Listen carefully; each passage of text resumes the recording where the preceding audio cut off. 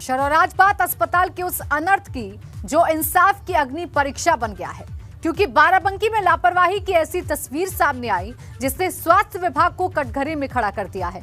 क्योंकि जब एक बाप अपनी 6 महीने की बच्ची को बचाने के लिए अस्पताल पहुंचा तो वहां डॉक्टर नदारत थे। इमरजेंसी वार्ड पर ताला लटका हुआ था और जब ये खबर वायरल हुई तो प्रशासन झूठ की नई थ्योरी गढ़ने लगा। लेकिन वो पिता इंसाफ मांग रहा है जिसकी 6 महीने की बेटी ने उसके हाथों में ही दम तोड़ दिया।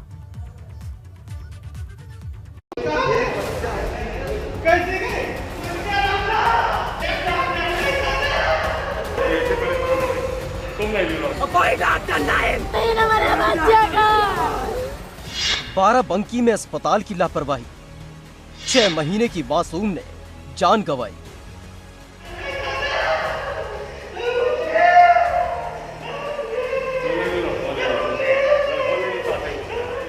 तड़पती रही मां, चीखता रहा पिता।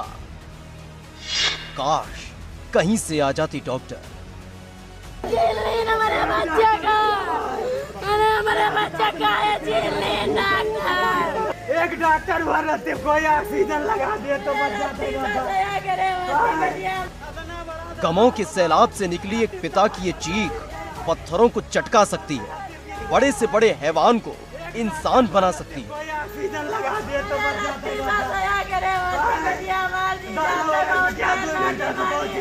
दिल को चीड़ देने वाली ये तस्वीर बाराबंकी के सिरौली गौसपुर के संयुक्त चिकित्सालय की है, जहाँ डॉक्टर्स की लापरवाही से 6 महीने की मासूम की जान चली। क्योंकि जब ये अभागा पिता अपने कलेजे के टुकड़े को लेकर अस्पताल आया तो वहाँ कोई डॉक्टर नहीं था। इमरजेंसी वार्ड पर ताला लटका हुआ था।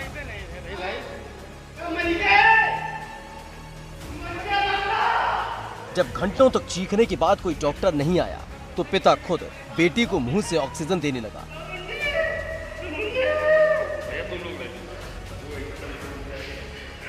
पिता की वेदना को देख पास खड़े शख्स ने डॉक्टर को फोन भी मिलाया, पर किसी ने फोन नहीं उठाया। पिता चीखता रहा, मां रोती रही।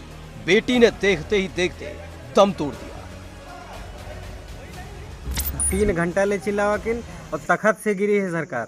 तखत से गिरी है, पता लगा लीन जाए, गांव पता लगा लीन जाए, सबसे पता लीन जाए तखत से गिरी है, छत से नहीं गिरी। गलत कहा साहब, सब फराड आया साहब, बचावा खातिर डॉक्टरन का सब पूरा सिस्टम सब मिला है साहब। क्या कार्रवाई उचित कार्रवाई की जाए। सरकार दूसरे के साथे न हुए, दूसरे के साथे सरकार न हुए। जौनी में साहब माँ दाना भरे बिटिया इतनी बड़ी रोए रोए जौनी में 3 घंटा साहब हम नहीं को डॉक्टर। दरअसल 6 महीने की मासूम नित्या तखत से गिर गई थी, लेकिन अस्पताल वालों को इतना सब होने के बाद भी शर्म नहीं आई। उसने अपनी कारगुजारी को छिपाने के लिए झूठ की एक नई कहानी रच डाली कि बच्ची की मौत अस्पताल आने से पहले हो चुकी है। डॉक्टर आरबी नाम, जो मुख्य चिकित्सा अधीक्षक 100 बेडेड संयुक्त चिकित्सालय सिरौली गौसपुर द्वारा मुझे अवगत कराया गया है कि इमरजेंसी ड्यूटी पर तैनात चिकित्सक डॉक्टर अनिल श्रीवास्तव व उपस्थित पैरामेडिकल स्टाफ द्वारा उक्त बच्चे का परीक्षण किया गया। परीक्षण उपरांत यह पाया गया कि बच्चा मृत लाया गया है। सीएमओ साहब चाहे जो कहें, सच्चाई सबके सामने है। वीडियो में एक पिता है जो तड़प रहा है, चीख रहा है, डॉक्टर्स को भगवान की तरह खोज रहा है। वैसे एक बेटी को खोने का दर्द सिर्फ एक पिता समझ सकता है, क्योंकि जब यह हादसा हुआ तब कोई नहीं आया। लेकिन अब एसडीएम से लेकर डीएम तक सब आ रहे हैं। अस्पताल साहब लेके गए तो हुआ कोई नहीं रहा, ताला चढ़ रहा है, इमरजेंसी में ताला चढ़ रहा है, कोई हुआ पूछने वाला नहीं रहा है। अब 2 घंटा 2.5 घंटा रो रोए ऐसा सरकार रो रोए कोने में चिल्लाई रहा है, फरियाद कर रहा है, कोई सुनने वाला नहीं रहा है, कोई सुनवाई नहीं हुआ। अब जब पेपर मीडिया सब आए गए हैं तो आज एसडीएम साहब आए हैं। एसडीएम साहब जांच के ही नहीं तो बता रहे हैं कि सही हुआ हुई, जांच की जाए उसके बाद कार्रवाई की जाएगी। लेकिन सोचिए, ये हाल तब है जब बच्चों के लिए तीसरी लहर के खतरे को देखते हुए हर जिले में 100 बेड का अस्पताल बनाने की तैयारी हो रही है। बच्चों को बेहतर इलाज में और वक्त पर मिले, इसके लिए सरकार ने सभी डॉक्टर्स को सख्त हिदायत दी है। और ऐसे में एक मासूम की जान चली जाए और अस्पताल बेशर्मी दिखाए तो सवाल उठना लाजमी है, क्योंकि सच तो ये है कि कार्रवाई के नाम पर सिर्फ दिखावा होता है और यही ढोंग अस्पतालों को बेशर्म हो जाने का हौसला देता है। Bureau report, ABP Ganga.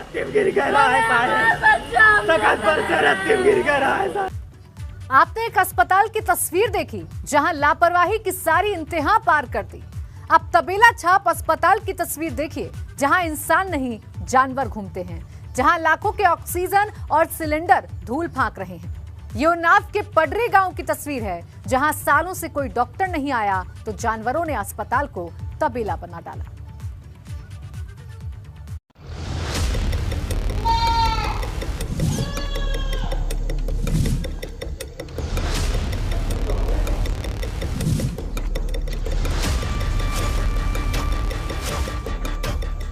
आज से अस्पताल, बा से बदहाल, देख लो ये स्वास्थ्य का हाल। ना तो ये जानवरों का तबेला है जिसमें बकरियां घूम रही हैं,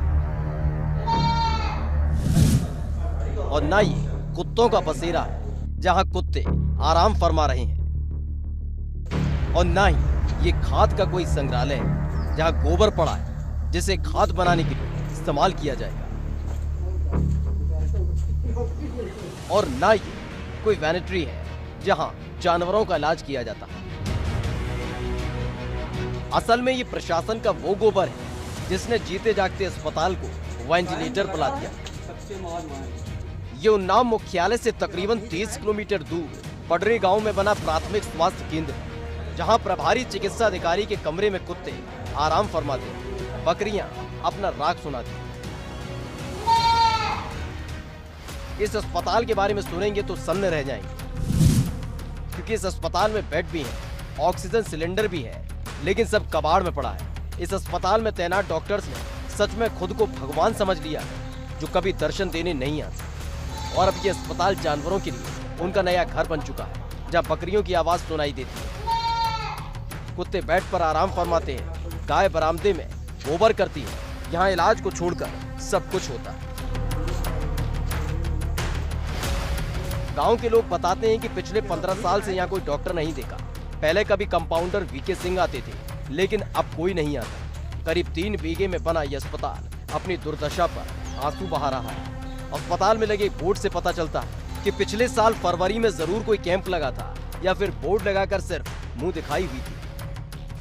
सोचिए, ये 15,000 की आबादी वाले क्षेत्र का अस्पताल का हाल है, जिसके बारे में प्रशासन भी अनजान है। अभी पीएससी खोलने के आदेश आने के तहत डॉक्टर वहाँ का जो कोविड काम में संलग्न था हमारे साथ, उसको डिटैच कर दिया गया है और उसको आदेश कर दिया गया है कि वापस जाके फार्मासिस्ट और डॉक्टर दोनों उसको सरकार क्रियान्वित करें। सच तो ये है, यहाँ सब भगवान भरोसे है, लेकिन हैरान करने वाली बात यह है कि ये सब कोरोना काल में हो रहा है।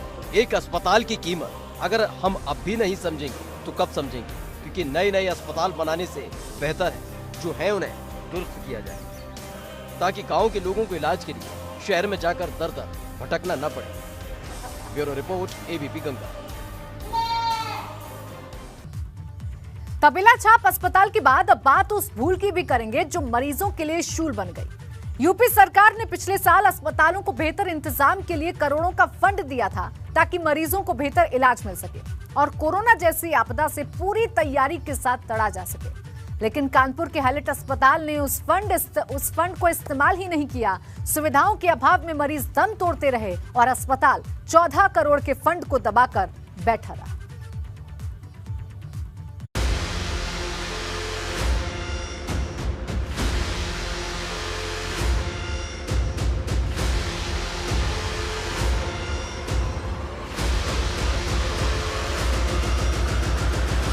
आपदा के लिए मिला करोड़ों का फंड, मरीजों को मिला दंड।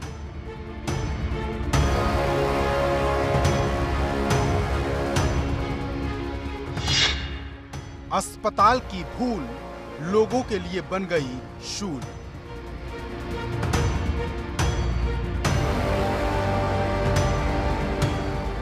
ये कानपुर का हैलेट अस्पताल है, जिसकी स्वास्थ्य सेवाओं को दुरुस्त करने के लिए योगी सरकार ने 13 करोड़ 96 लाख रुपए का फंड दिया था। ताकि मरीजों को बेहतर इलाज मिल सके और अस्पताल अपने पुराने हो चुके मेडिकल इंस्ट्रूमेंट्स को वक्त पर बदल सके।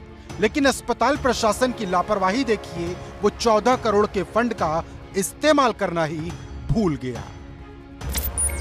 मेडिकल कॉलेज प्रशासन की इसे बड़ी लापरवाही ही कहेंगे, क्योंकि आपके पास पैसा था, फंड सरकार ने आपको दे रखा था और ये विशेष अधिकार भी दिए थे कि कोरोना को लेकर उपकरण आप खरीद लें और अपनी तैयारी कर लें। बावजूद इसके जब प्रिंसिपल ने खरीदारी नहीं की और उसके बाद की तस्वीरें हमने आपने सबने देखी हैं। हैलेट को मिला यह फंड उन गरीबों के लिए किसी दंड से कम नहीं जिन्होंने सुविधाओं के अभाव में अपनों को खो दिया, क्योंकि कोरोना काल में ध्वस्त होती व्यवस्था की सन्न कर देने वाली एक से एक तस्वीर हमने देखी है और इसी हैलेट अस्पताल में देखी है। अब सवाल यही उठता है कि जब आपको फंड दिया गया था शासन की तरफ से, तो आपने खरीदारी क्यों नहीं की और ज़रूरी उपकरण आपने क्यों नहीं उनका प्रबंध किया। ऐसे में दोबारा पैसा मिला है। उम्मीद यही की जा सकती है कि अब मेडिकल कॉलेज प्रशासन वक्त रहते सभी उपकरणों को खरीद लेगा और लोगों की जान बचाने का भी काम करेगा।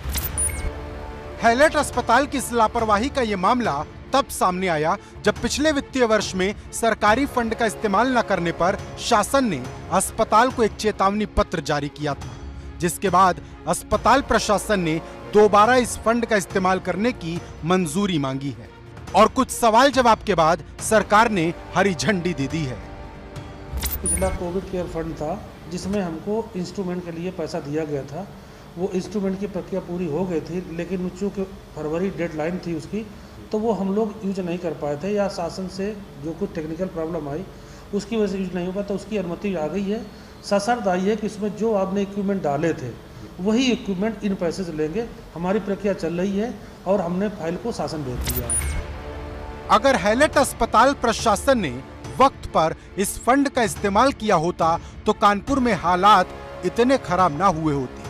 हालांकि हैलेट की लापरवाही का ये कोई पहला मामला नहीं। मरीजों की मौत का कारण न बताने वाले मामले पहले से लंबित हैं। ऐसे में सवाल इस बात का है कि क्या अस्पताल पर कोई कार्रवाई होनी चाहिए? क्या कोरोना काल में हुई मौत के लिए अस्पताल की इस लापरवाही को जिम्मेदार नहीं समझा जाना चाहिए? कानपुर से एबीपी गंगा के लिए रतीश त्रिवेदी की रिपोर्ट। और अब बात भागम भाग पकड़ा पकड़ी की, क्योंकि अब हम जो तस्वीर दिखाने जा रहे हैं उसे देखकर आप भी हैरान हो जाएंगे। क्योंकि जो वैक्सीन कोरोना से लड़ने का सबसे बड़ा हथियार है, उसको लेकर लोगों में इतना डर भर दिया गया है कि लोग वैक्सीन के नाम से भाग रहे हैं। ऐसी ही तस्वीर श्रावस्ती से सामने आई। वैक्सीन लगवा लो। क्या करे लगवाए मारे खातिर? बुखार में आ जाता है। अरे जल्दी बुखार आ जाता है, बुखार आ जाता है। चाची को कोरोना का टीका मौत का इंजेक्शन लगता है। चलो वैक्सीन लगवा लो। क्या करे लगवाए मारे खातिर? और भाभी को डर कोरोना से नहीं, टीके के बाद उसके बाद आने वाले बुखार से लगता है। टीका लगवाए तो दिक्कत है, बुखार में आ जाता है। अरे जल्दी बुखार आ जाता है। श्रावस्ती के लोगों का टीके पर ये ज्ञान सुनेंगे तो माथा पकड़ लेंगे। पता नहीं किसने भरा है इनके दिमाग में ये सब, क्योंकि यहाँ वैक्सीन का नाम सुनते ही डर लगने लगता है, जैसे टीका ना हो कोई भूत हो। स्वास्थ्य विभाग लगातार ग्रामीण क्षेत्रों में जाकर लोगों को कोरोना वैक्सीन लगाने के लिए जागरूक कर रहा है। गांव में जाकर कैंप लगा रहा है, लेकिन इसके बावजूद लोग डरे और सहमे नजर आ रहे हैं। जब स्वास्थ्य विभाग की टीम लोगों के घर पहुंचती है तो लोग कहते हैं अभी हमें मरना नहीं है। चलो वैक्सीन लगवा लो। क्या करे लगवाए मारे खातिर? मर जाए। अब इस दूसरी तस्वीर को देखिए। ये श्रावस्ती के इकोना बाजार की है, जहाँ पर लोगों को कोरोना वैक्सीन पकड़ पकड़ कर लगाई जा रही है। लेकिन यहाँ भी कई लोग वैक्सीन का नाम सुनते ही भाग गए। नहीं कौन? अरे हुआ पता चल जाएगा। पकड़ो पकड़ो भैया पकड़ो, साइकिलिया पकड़ो, साइकिलिया पकड़ो। तो कई को समझाना पड़ा कोरोना से बचने के लिए वैक्सीन बहुत जरूरी है, तब जाकर कुछ लोगों ने टीका लगाया।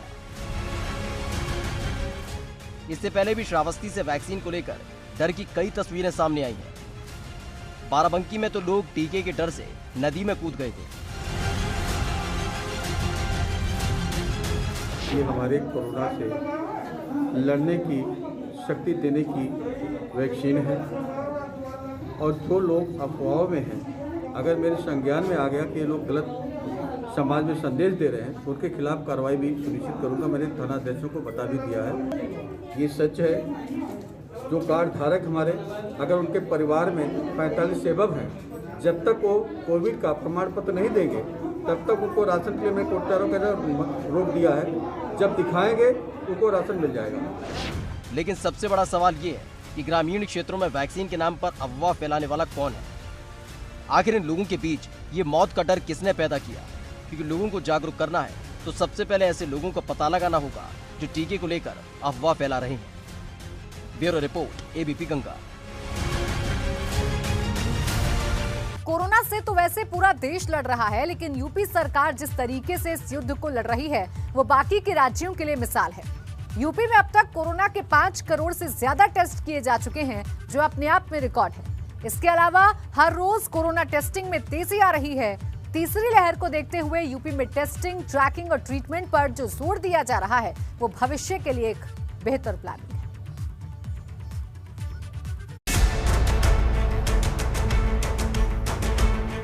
टेस्टिंग की रफ्तार, कोरोना पर प्रहार। योगी की टेस्टिंग एक्सप्रेस देख रहा है पूरा देश। बीमारों की पहचान, टेस्टिंग में यूपी का कीर्तिमान। कोरोना काल में यूपी की योगी सरकार ने एक और कीर्तिमान स्थापित कर दिया है। ये रिकॉर्ड है कोरोना टेस्टिंग को लेकर। दरअसल कोरोना टेस्टिंग करने में यूपी अव्वल आया है। अब तक 5 करोड़ से ज्यादा टेस्टिंग हो चुकी है, जबकि एक दिन में रिकॉर्ड 3,32,000 टेस्ट भी किए गए हैं। वहीं यूपी में रिकवरी दर 97% के ऊपर चली गई है, जबकि एक्टिव केस सिर्फ 30,000 के लगभग बचे हैं।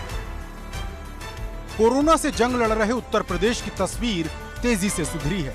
इसकी एक वजह सीएम योगी आदित्यनाथ का एक्टिव होना भी माना जा रहा है। बीते दिनों मुख्यमंत्री खुद शहर शहर जाकर ग्राउंड रिपोर्ट लेते हुए नजर आए और संभावित तीसरी लहर से निपटने की तैयारियों का जायजा भी लिया। इसके अलावा लखनऊ में वो टीम 9 को भी लगातार निर्देश देते हैं। वैक्सीनेशन को लेकर योगी सरकार की नीति शुरुआत से ही साफ देखी जा रही है।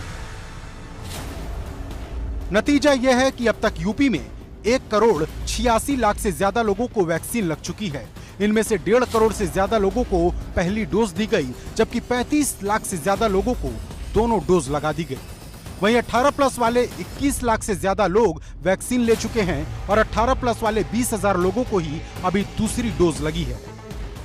और नीति आयोग के जो सदस्य, उसके चेयरमैन हैं, उनके द्वारा जो भी हमको आंकड़े प्राप्त हुए हैं वो सुखद हैं कि वैक्सीन की कमी भविष्य में नहीं होने वाली है और उत्पादन भी बढ़ रहा है और बाहर से भी वैक्सीन हमें प्राप्त हो रही है।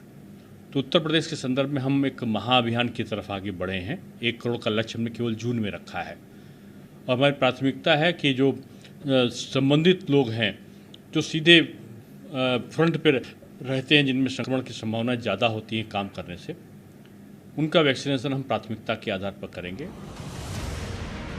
1 जून से प्रदेश भर में 18 साल से ज्यादा की उम्र वालों को वैक्सीन लगाई जा रही। टेस्टिंग करने का तरीका आंकड़े खुद बताते हैं और अस्पताल में इलाज के दावे भी खूब किए जा रहे। तीसरी लहर का डर है। ऐसे में यूपी सरकार टेस्टिंग, ट्रैकिंग और ट्रीटमेंट पर जिस तरह से ध्यान दे रही वो न सिर्फ बेहतर है बल्कि दूसरे राज्यों के लिए उदाहरण भी है। Bureau report, ABP Ganga.